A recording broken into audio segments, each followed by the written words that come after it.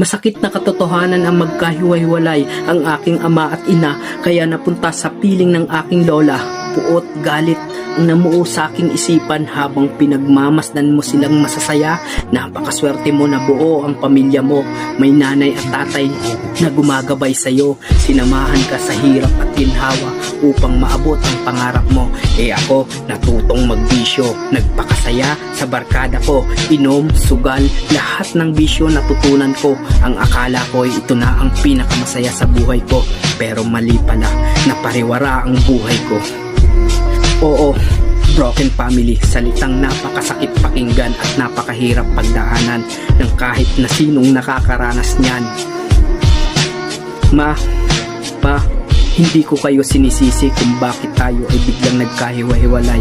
Sinisisi ko ang sarili ko dahil wala akong magawa para mabuo muli ang masaya at masigla